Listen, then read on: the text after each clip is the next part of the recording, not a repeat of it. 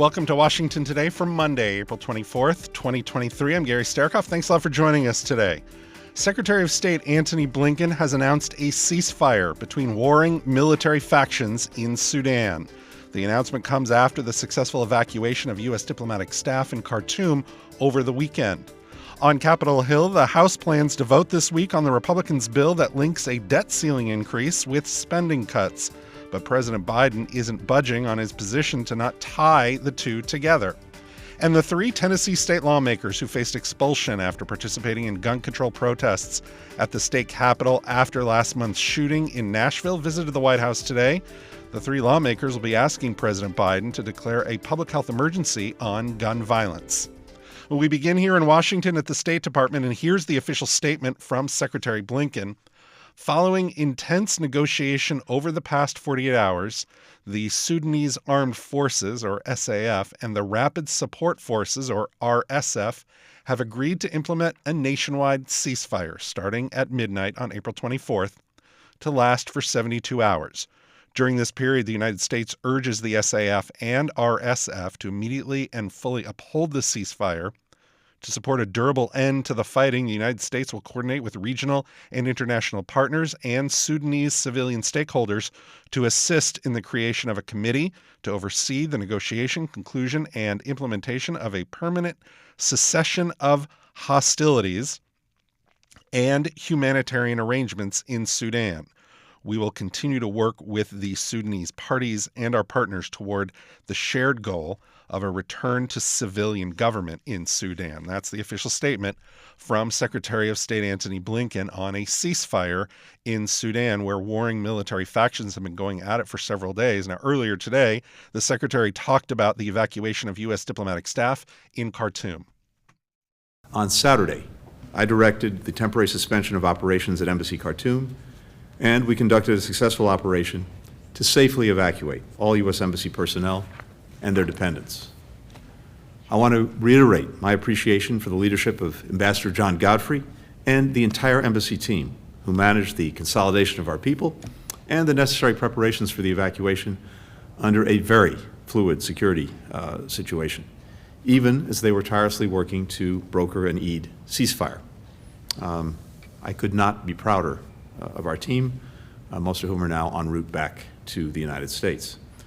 I especially want to express my gratitude to Secretary of Defense Austin, Chairman of the Joint Chiefs Milley, and the men and women of the U.S. military who executed the evacuation operation with their usual extraordinary precision and skill. They once again demonstrated that they are the finest in the world.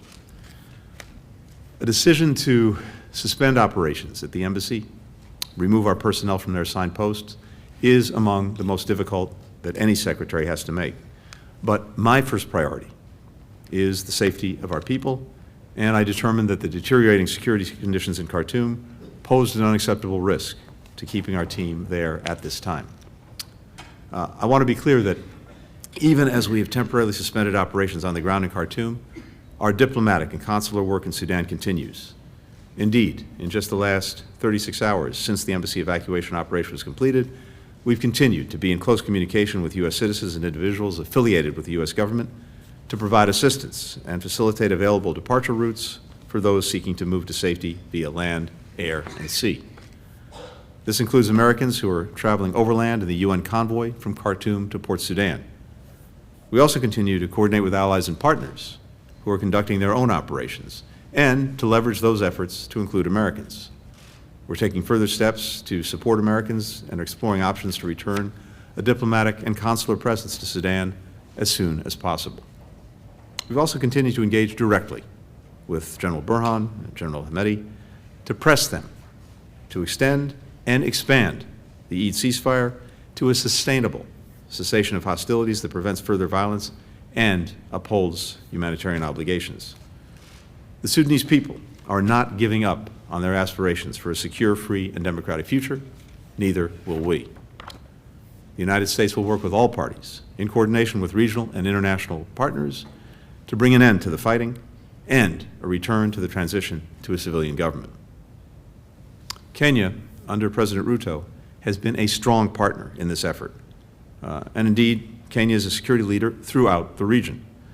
That's evident not only in its commitment to resolving the current crisis in Sudan, but also in its support for United Nations and African Union peacekeeping efforts and the counterterrorism mission in Somalia, in its partnership to reach the November 2nd cessation of hostilities agreement in Ethiopia, and in its stewardship of the Nairobi process to advance peace and stability in the Democratic Republic of Congo. Now, the embassy closure there comes after a week of heavy fighting between rival military factions, which has left hundreds dead and thousands wounded. Over the weekend, officials from Canada, the UK, Germany, India, South Korea, Japan, and several other nations also worked to get their diplomats out of the country. According to the State Department, there are about 16,000 Americans living in Sudan. Here's more from Secretary Blinken. First, in terms of American citizens in Sudan, as you know, in any country around the world, whether it's Sudan or anywhere else, we never know with any precision how many Americans may be there at any given time because Americans are not required to register with the embassy, with the government, either when they go, when they reside, or when they leave. So we don't have a good fix on the number of Americans who are there at any given time, including now. We do know, of course, the number of Americans who have registered with us and with whom we're in very active communication. And of those, I would say some dozens have expressed an interest in leaving. And as I mentioned just a few moments ago, even with the withdrawal of our embassy personnel from Sudan, our efforts to provide services to American citizens who are there, consular services, other services, advice continues. And we're in regular communication with American citizens. We are looking to see how we can help them ensure their own safety. We have been working with allies and with partners to do as much as we can to enable them to find their way out if that's what they choose to do. Now, keep in mind as well that the overwhelming majority of American citizens in Sudan are dual nationals who have made their lives there, have been living there for years, for decades, for generations, and many want to continue to do that. But for those who are seeking to leave, we'll continue to engage directly with them to see what we can do to help them, and as I said, with allies and partners as well, to help facilitate their departure.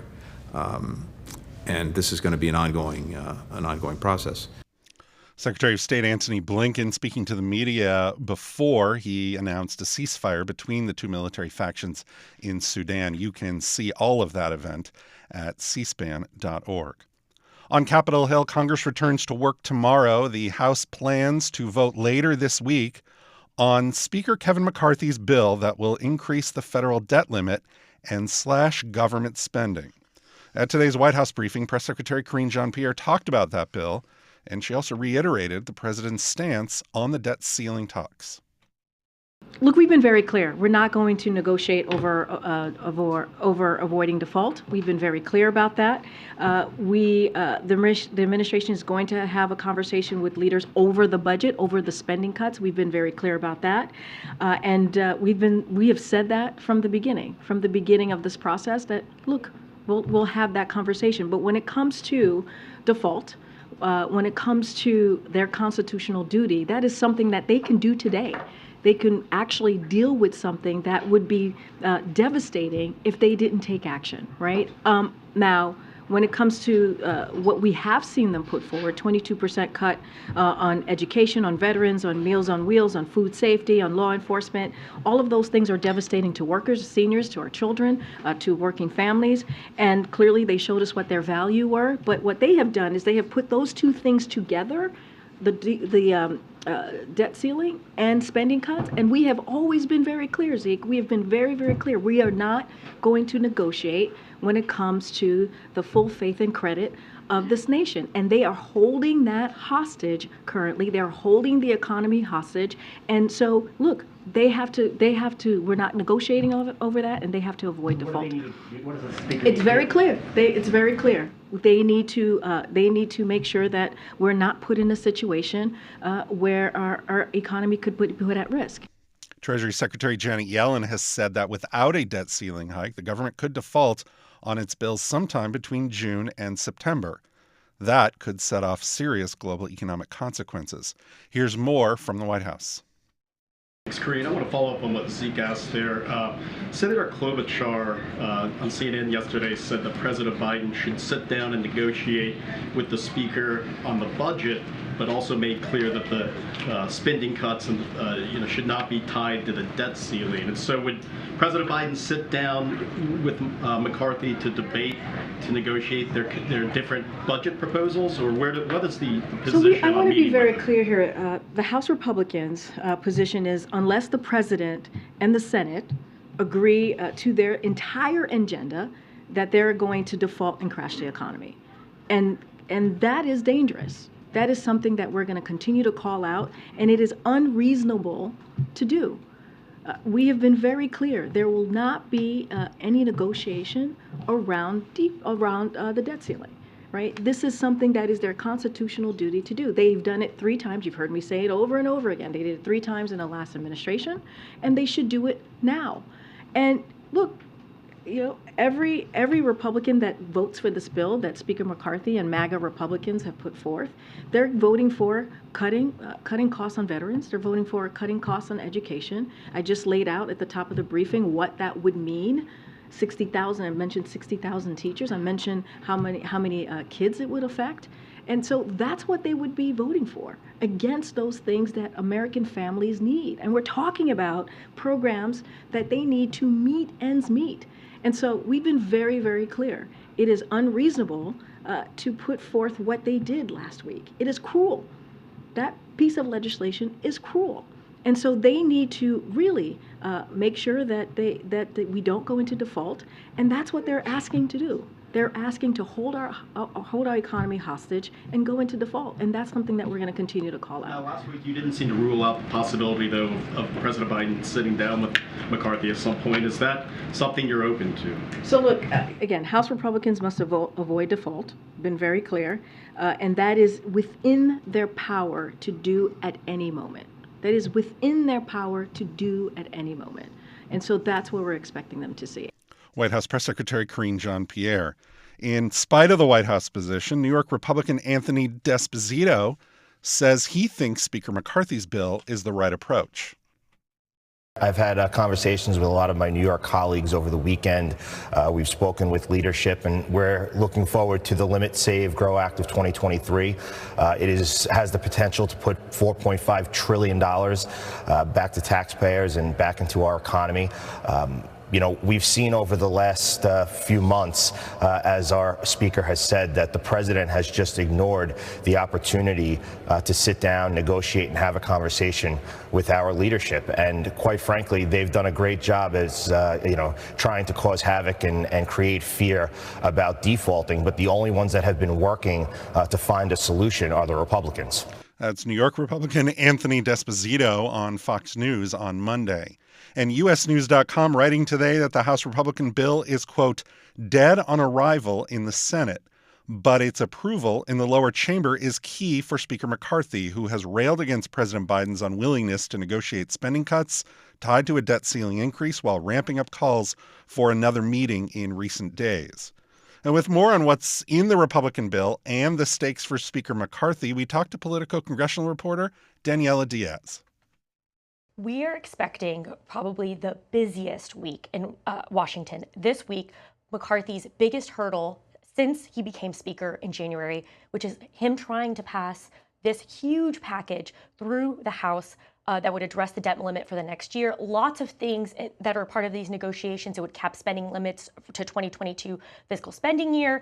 It would either raise the debt limit for a year or until it reaches $32.9 trillion federal. But alongside, or not even regarding that, he has to get all of his Republicans behind this. He only has 4 votes he can lose in the House with Republicans, and that's if no Democrat supports this, which we're not expecting any Democrats to support this as of now. And what we're watching this week is his negotiations with his own conference to see if he can get it over the finish line. As far as were they working through the weekend in order to achieve that, to get those votes, to secure that leading up to the vote? Absolutely. We know that they were meeting on certain things. They want to address the Inflation Reduction Act, take out some of those tax credits that were given to people. They also are addressing work requirements for anyone that qualifies for Medicaid, or any other sort of benefits. These are all things that they want to address in this package. But Pedro, we can't talk about this without really knowing or talking about the fact that this won't pass the Senate, right? Because the Senate is a Democratic-led Senate, 51-49 split. So regardless of whatever they pass in the House, McCarthy's going to have to negotiate with Senate Majority Leader Chuck Schumer and President Joe Biden. But really, the goal here is to get it over. Let me play a little bit from Speaker McCarthy yesterday. Perfect. Still upbeat about what he expects going on this week. I'll play a little bit of what he had to say. We'll talk about it on the other side. But I cannot imagine someone in our conference that would want to go along with Biden's reckless spending. This is responsible. This is something that we have sat down for months, that everybody's had input in.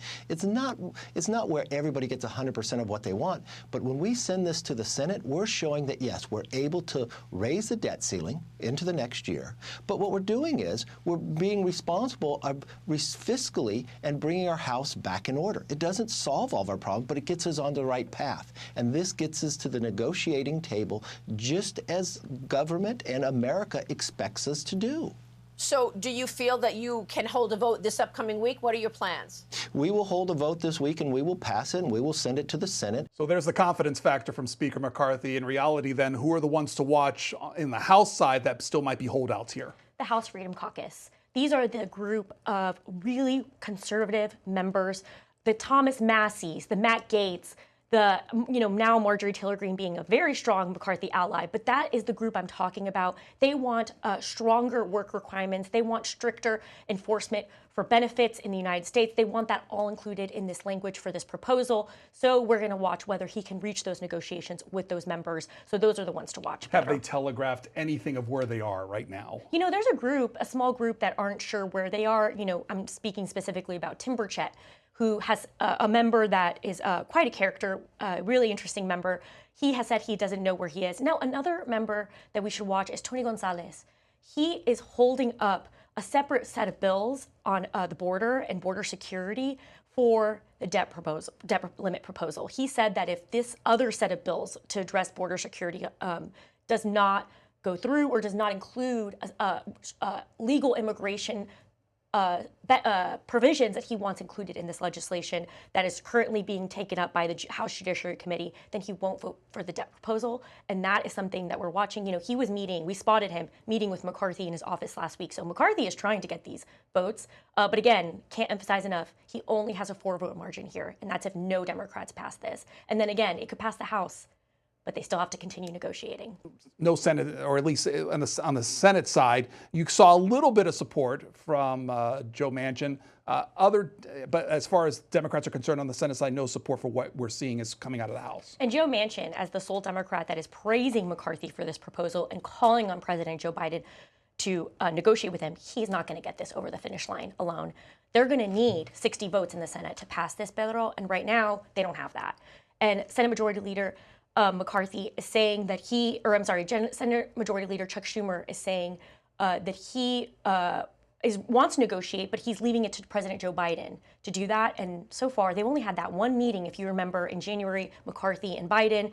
McCarthy's been calling Biden to come to the table. Biden is waiting. We'll see what happens. To what degree is there a sense of nervousness, either from Republicans or Democrats, about something being done on this issue? Everyone's worried. They know that they can't let the nation's debt go into default. Like they need to pay back their bills or pay their bills, not let that happen. So everyone's nervous that I've been talking to all the lawmakers on Capitol Hill. They all want to do something, but Democrats don't want other things in that proposal to raise the debt limit. They don't think it needs to have additional provisions. Republicans disagree. Political congressional reporter Daniela Diaz on today's Washington Journal. You can see more at cspan.org/Washington Journal and on the C-SPAN Now video app. The Senate is scheduled to return tomorrow at 3 p.m. Eastern as well. Later in the week, they will begin work on a bill requiring the VA to conduct research on the health effects of medicinal cannabis for veterans with chronic pain and PTSD. And the Senate may also vote on Majority Leader Schumer's resolution that denounces former President Trump's call to defund the FBI and the Justice Department. And coming up on Capitol Hill on Thursday, South Korea's president will address a joint meeting of Congress in the House chamber. You're listening to Washington Today. Mark Russell is dead. The piano-playing political pundit performed on C-SPAN many times, including live from the legendary National Press Club in July 1992. So anyway, that's the ticket, ladies and gentlemen. Two Southern boys. I love it. Bill Clinton has arrived at last. Kindly disregard his past. Look away, look away, look away from his past. So cast your vote for the man from Hope. He never inhales smoke and dope. Look away, look away, look away from his past. The latest episode of C-SPAN's podcast, The Weekly, remembers Mark Russell. But more than just Mark Russell, we celebrate others who have sung their way into political parody stardom. So march over to your microphone, pull up a piano, and sing along to the latest episode of C-SPAN's podcast, The Weekly. It's The Weekly, the musical, our first ever political musical comedy review. As the old song goes, find C-SPAN's The Weekly wherever you get podcasts.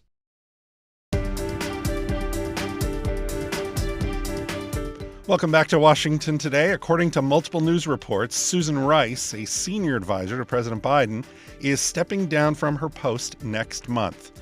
As head of the White House Domestic Policy Council, Susan Rice has overseen the president's agenda on issues like immigration, healthcare, and gun safety. White House Chief of Staff Jeffrey Zients called her work critical to the president's agenda and said that she has taken the Domestic Policy Council to, quote, new heights. Speculation is also rising that President Biden could announce his 2024 re-election campaign as early as tomorrow. If it happens, it would come exactly 4 years after he announced his entry into the 2020 race. The president is scheduled to speak at a labor union conference here in Washington tomorrow. That's a similar setting as his first campaign event in 2019 when he spoke at a union hall in Pittsburgh. Director of National Intelligence Avril Haines is sounding the alarm on the ability of governments to control their citizens through technology, and that includes here in the U.S. We'll hear what she had to say coming up. The 3 Tennessee state lawmakers who faced expulsion after participating in gun control protests at the Tennessee state capitol following last month's school shooting in Nashville visited the White House today.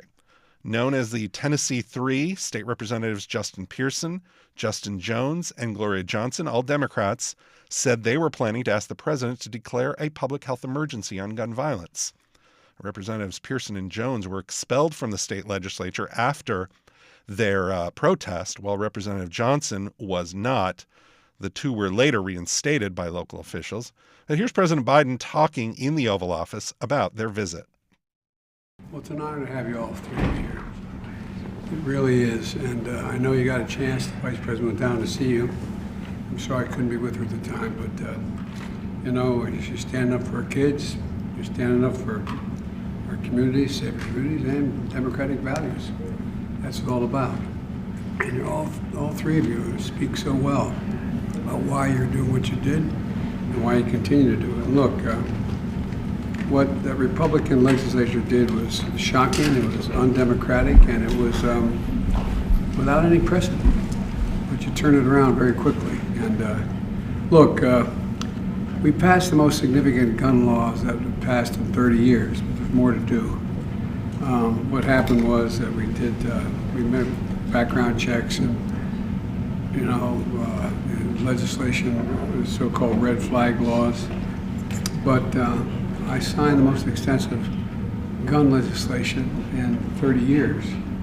But what I'm more proud of is when I was a senator, I was able to lead the fight with Dianne Feinstein to block the assault weapons, sale of assault weapons, and the number of cartridges that could be in a magazine. And I think we still have to do that. And but on so many issues, you've been out front, and you understand exactly what it's like. It's just tragic to see what's happening in your state in particular, in your city, but also across the country. And nothing's guaranteed about democracy. Every generation has to fight for it, and you all are doing just that. And so, we have a lot to discuss, and with that, I know they're going to be really excited, but I'm going to ask the press to leave. Thank you. Mr. President, why do you want 4 more years? So I can get to answer your question. Representatives Pearson, Jones, and Johnson's visit prompted a response from one of Tennessee's senators. Here's Republican Bill Hagerty. I understand that this White House is focused entirely on politics. I'm certainly focused on the covenants that those who lost their lives. We're doing what we can to put in place legislation to harden schools, to protect these children, to protect the most vulnerable. And political stunts really are secondary in mind, I think, to everyone, certainly in Tennessee, that cares about the situation at Covenant School. Is that what you call it, a stunt? Do you think it was a stunt? Well, certainly it was a stunt that took place on the floor of the Tennessee Senate. The bullhorns, all of the racket making, they knew what the rules were. But again, this has turned into something that I think the White House can make some political gains on. At least that's their calculation. I wish they would instead focus on the victims of this horrendous murder. Yeah, what is your reaction to that they have not been, the families of the shooting victims have not been invited to the White House, yet they're inviting these 3. Here are the faces. You have 3 9-year-olds that were killed and 3 adults. Everyone in Tennessee's hearts are broken about this. We are extraordinarily focused on the families, those whose lives were lost. And Senator Blackburn and I have put in place legislation to harden schools at the federal level. The state legislature has put in place more resources for schools to protect them. And I think the Tennessee legislature is looking at a special session to come back together right now to see what more that can be done. Right. But, Senator, why do you think they haven't invited the families of those who lost their lives? Again, we've got an administration in the White House that's far more focused on press releases, spin, and politics than they are on substance and reality. It's not just what's happening here domestically, it's what's happening around the world. Tennessee Republican Senator Bill Hagerty on Fox News on Monday morning. Finally, the ability of governments to control their citizens through technology was the topic of an event here in Washington today.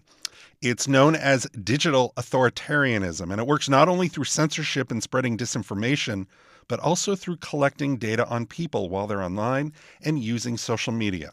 Now, Russia and China might be the best known governments that use digital authoritarian tactics, but the practice is spreading throughout the world, including here in the U.S.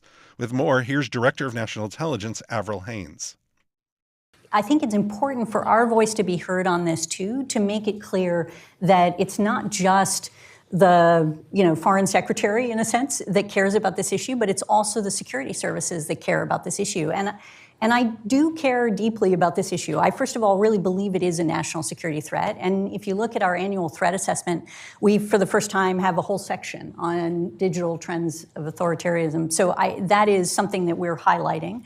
But it's a place where I think we uniquely can bring analysis, insight into essentially how it's happening and what the challenges are. So I believe that that's something we should be doing more generally. But I also want to make clear that there's a real distinction between intelligence services in a democratic society and one in an authoritarian. And there are, structures around that. And it doesn't mean that, in other words, we should be having the conversation where people have concerns that it is creeping into our own system, and that's something that needs to be on the table as well, at the same time that we're talking about how does this happen and how can we all move forward in a way that's actually going to counter what we're seeing and that we have a concern with. If that makes sense. The timing of your kind of alarm cry, is that driven more by geopolitics or more by, as somebody sitting over the intel community, seeing around corners and saying, gosh, there's something that's about to hit us like a wave, and we're not there yet. We need to be ready for this or be more thoughtful about how we're encountering it. Yeah, so I'd say it's a combination, not surprisingly, but here's what I think is really intensifying in this moment that makes it so critical. If you look at a combination of the pandemic, right, which basically both put an emphasis on tracking data of individuals who had contact with, et cetera, right? Like all of us engaging more through digital means, right? It sort of pushed society into that space where there was increasing amounts of data that was available publicly about all of us in many respects, with the extraordinary trend of digital technologies, of emerging technologies, right? Where, we talk about the trajectory for the Internet of Things, which is obviously, enormous, as I've indicated in my remarks. But that combined with a whole series of other types of technologies like spyware and so on that are becoming commercially available, that are cheap, that are easy to get, so that you can really engage in digital authoritarianism at scale, right? And then you look at how it's not just being engaged in at scale by sort of the classic authoritarian countries that you're used to looking at it, but what you're recognizing is that there's a kind of a export of these structures. And really, from my perspective, in addition to obviously then wanting to sound the alarm, put forward what the threat is, and to try to analyze it, I think part of what I'm hoping to do is to set up for a better conversation about how we can create greater resilience for it. That's Director of National Intelligence Avril Haines talking to Dan Baer, who's Senior Vice President for Policy Research and Director of the Europe Program at the Carnegie Endowment for International Peace. You can see that entire event at cspan.org. That's also where you can find this program as a podcast, cspan.org/podcasts. You can also get it wherever you get your favorite podcasts. And if you'd like more on the stories that are shaping Washington, subscribe to our evening newsletter, word for word. Just go to cspan.org/connect to subscribe. I'm Gary Sterkoff. Thanks a lot for listening today to Washington Today.